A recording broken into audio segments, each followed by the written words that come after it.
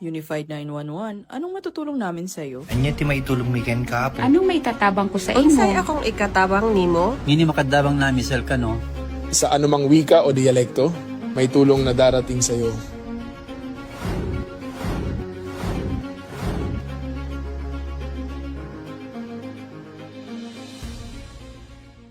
Lilingkod sa bawat Pilipino at magbibigay ng tamang impormasyon para sa tahimik at maayos na Pilipinas. Police News Network, alagad ng batas, tagapagtaguyod ng balitang pulis, sandigan ng mamamayan, patnubay ng katotohanan. Na Kampo Krame, maghahatid ng pinakahuling kaganapan at nagbabagang balita. Ito ang PNN Police News Network. At ngayon, ang inyong mga tagapagbalita. Magandang araw, Bagong Pilipinas. Ako ang inyong alagad ng batas, tagataguyod ng balitang pulis. Ako po si Patrolwoman Evelyn Dumabi mula sa RMFB and CRPO. Maghatid sa inyo ng tamang balita, kwento ng pulis at serbisyo para sa mamamayan. At ito ang PNP News Online. Ang pangunahing balita ng Police News Network, alagad ng batas, tagataguyod ng balitang pulis.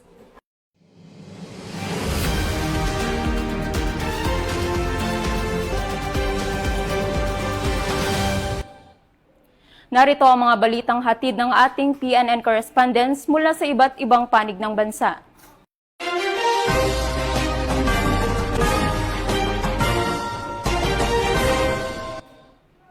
14 anyos na batang babae na umano'y biktima ng online exploitation ang nasagip ng mga otoridad sa isinagawang entrapment at rescue operation sa Barangay Palaw, Iligan City.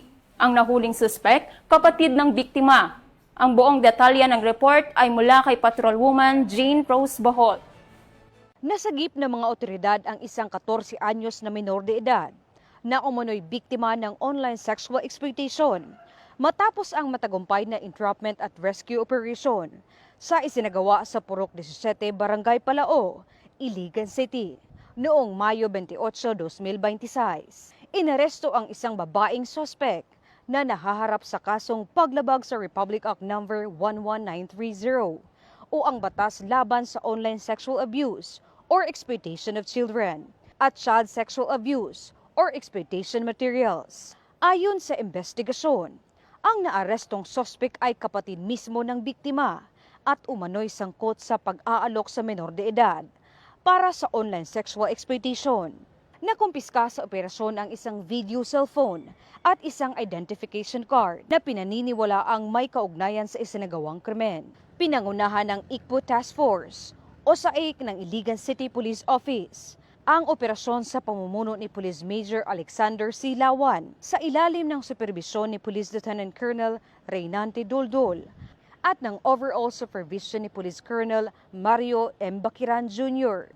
Binigyang diin ng mga otoridad na patuloy nilang paiigtingin ang kampanya laban sa online sexual exploitation, human trafficking at iba pang anyo ng pang-aabuso sa mga bata upang matiyak ang kaligtasan at kapakanan ng mga kabataan sa komunidad. Mula dito sa inyong higalang pulis, Regional Office 10 Public Information Office. Ako ang inyong PNN correspondent, Patrolwoman Jane Rose Bohol, alagad ng batas, tagataguyod ng balitang pulis. Maraming salamat, Patrolwoman Bohol. Magkaagapay ang Police of Regional Office 1 at PNP OLCFI na nagsagawa ng outreach at wellness program sa kapulisan sa Davao City. Ang naturang aktibidad ay nagsilbing pagkilala at pagpapahalaga ng mahalagang ambag at dedikasyon ng Pro 11 sa pagpapanatili ng kaayusan sa naturang rehiyon. Ang magandang balita ay mula kay Patrolwoman Jessa Singuran. Matagumpay na naisagawa ang PRO 11 Women's Support Network Love in Action Program at Health and Wellness Activity sa Com Sergeant Canteen M. Mericido, Buhangin, Davao City sa pamumuno ni Police Brigadier General Leon Victor Z. Rosete, Regional Director PRO 11, katuwang ang PNP OLCFI na pinamunuan ng Regional Advisor na si Mrs. Cherry Rose de Leon Rosete. Nagkaloob ng financial assistance at grocery pack sa mga PNP personnel na may malulubhang karamdaman bilang suporta sa kanilang pangangailangang medikal at pangkabuhayan. Nagsagawa rin ng gift giving at feeding program para sa mag-aaral ng PRO 11 Child Development Center at mga batang may espesyal na pangangailangan. Bilang bahagi ng programa, nagkaroon din ng libreng medical check-up, haircut, manicure at pedicure, massage, at iba pang wellness services para sa mga PNP personnel ng PRO 11 at kanilang mga dependent. Ang nasabing aktibidad ay nagsilbing pagkilala at pagpapahalaga ng mahalagang ambag, dedikasyon at sakripisyo ng mga PNP personnel ng PRO 11 sa pagpapanatili ng kapayapaan at kaayusan ng rehiyon. Mula dito sa Police Regional Office 11, ako ang inyong PNN correspondent, Patrolwoman Jessa Singguran, alagad ng batas, tagataguyod ng Balitang Pulis. Maraming salamat, Patrolwoman Singguran. Arestado ang isang lalaki matapos mahulihan ng iligal na baril at hinihinalang iligal na droga matapos maharang sa checkpoint ng Philippine National Police sa Pulangi, Albay. Ibabalita yan ni Police Staff Sergeant Mercolito Lovendino Jr. Nauwi sa pagkakaaresto ng isang 40 anyos na magsasaka ang tangkang pag-iwas sa checkpoint matapos itong mahulihan na hindi lisensyadong baril at hinihinilang iligal na droga kasunod ng insidente ng pagkakabangga ng minamanehong motorsiklo sa isinagawang operasyon ng pulisya sa Pulangi, Albay.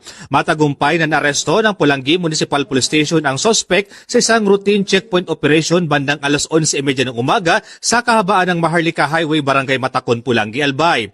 Kinilala ang suspect sa alias na Leo, residente ng Libon, Albay. Sinubukang umiwas sa checkpoint ng suspect matapos mapansin ang presensya ng mga otoridad. Sa sinagawang standard verification, hiniling sa kanya na ipakita ang lisensya sa pagmamaneho o anumang valid na pagkakakilanlan. Gayunman, nang siyasatin ang dala nitong itim na body bag, natuklasan ng isang pulis ang isang caliber 38 revolver. Kabilang sa mga nakumpiska sa operasyon ang isang caliber 38 revolver na may markang MFTD by Arms Corporation of the Philippines at serial number 20387 na kargado ng 5 bala, 3 karagdagang bala para sa caliber 45 at isang sachet ng hinihinalang shabu na tumitimbang ng 2 gramo at may tiyatang standard drug price na 13,600 pesos. Ang matagumpay na operasyon ay patunay ng pinigting na police visibility at checkpoint operations, isa sa mga estratehiya na nakapaloob sa PNP Focus Agenda, particular sa ilalim ng Enhanced Managing Police Operations. Bahagi rin ito ng mas malawak na Safer Cities Initiative na layuning palakasin ang presensya ng pulisya sa mga strategic lugar upang maiwasan ang kriminalidad at mapanatili ang kaligtasan ng publiko. Mula dito sa Bicol Region, ako po si Police Staff Sergeant Mercolito P. Lovendino Jr. Nag-uulat para sa Police News Network, bagong PNP para sa bagong Pilipinas, serbisyong mabilis, tapat at nararamdaman. Maraming salamat, Police Staff Sergeant Lovendino Jr. Matapos ang 5 linggong pagsasanay sa Summer Sports Program, nagtapos ang kapulisan at kanilang mga dependents sa isinagawang aktibidad, kung saan pinangunahan ni Police Lieutenant General Bernard Banac, Deputy Chief PNP 4 Administration, sa Campo Crame, Quezon City. Nakibalita dyan si Patrolwoman Dara Falogme. Matagumpay na isinagawa ng Philippine National Police ang closing and awarding ceremonies ng 2026 PNP Summer Sports Training and Recreational Program sa Camp Crame nito lamang ika-2 ng Hunyo bilang pagtatapos ng 5 linggong pagsasanay at mga gawaing pampalakasan na nilahukan ng mga kapulisan at ng kanilang mga dependents. Layunin ng programa na isulong ang holistic development ng mga kalahok sa pamamagitan ng iba't ibang sports at recreational activities. Sa kanyang mensahe, binigyan diin ni Chief PNP Police General Jose Melencio C. Nartatis Jr. na kinatawa ni Police Lieutenant General Bernard M. Banac, Deputy Chief PNP for Administration, ang kahalagahan ng programa bilang bahagi ng mga inisyatiba ng organisasyon para sa moral at welfare ng mga tauhan. Ayon sa mensahe ng PNP Chief, mahalagang mapanatili hindi lamang ang kahusayan ng mga kapulisan sa kanilang tungkulin sa paglilingkod sa bayan, kundi maging ang matibay na ugnayan ng kanilang mga pamilya at ang paghubog sa kanilang mga anak at dependents. Sa pagtatapos ng programa, kinilala at ginawaran ang mga natatanging kalahok bilang pagkilala sa kanilang pagsisikap at kahusayan sa iba't ibang larangan ng sports at recreational activities.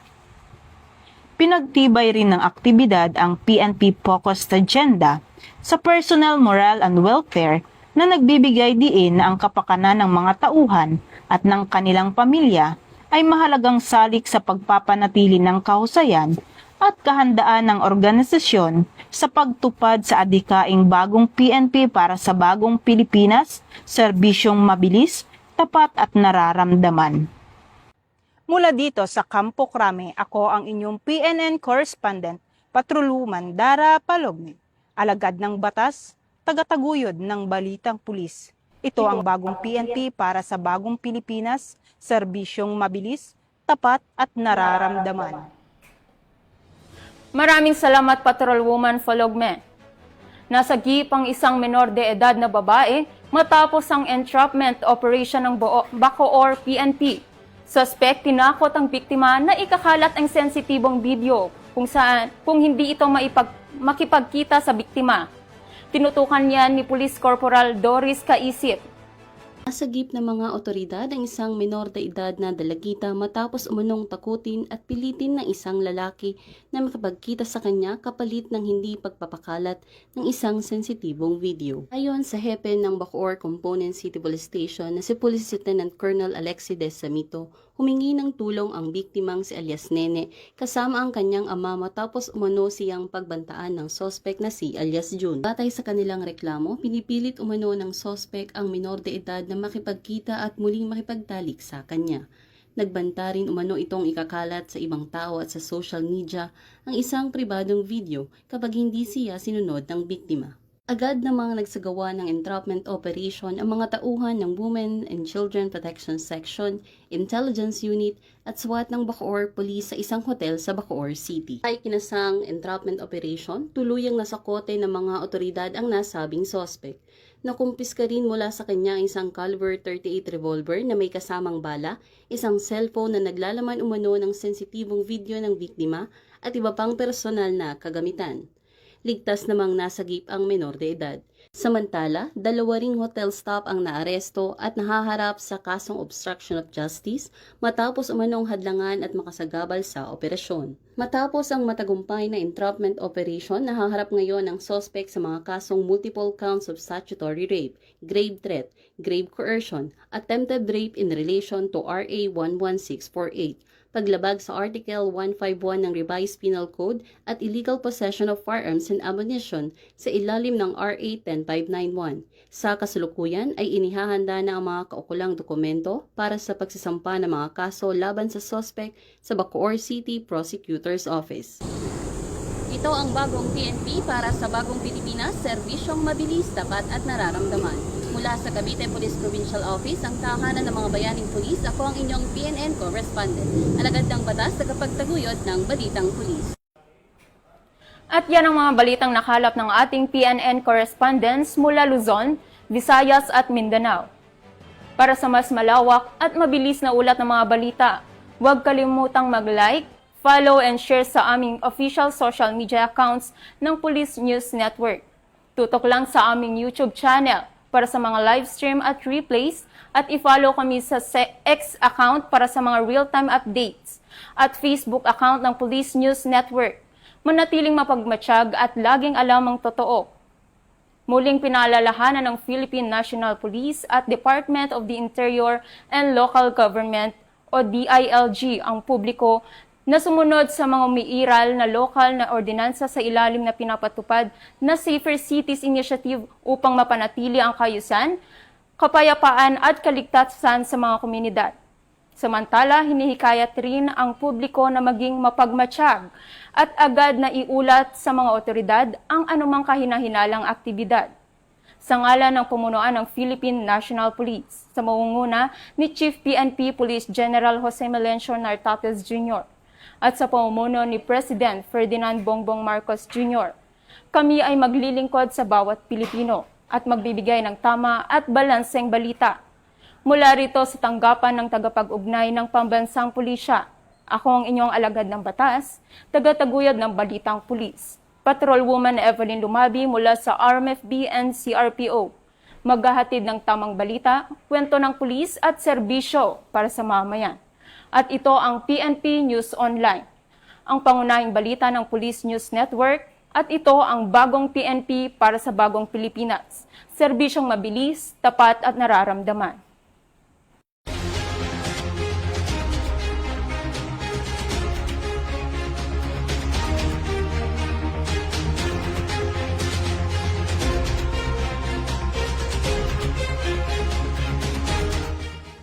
Police News Network, alagad ng batas, tagapagtaguyod ng balitang pulis.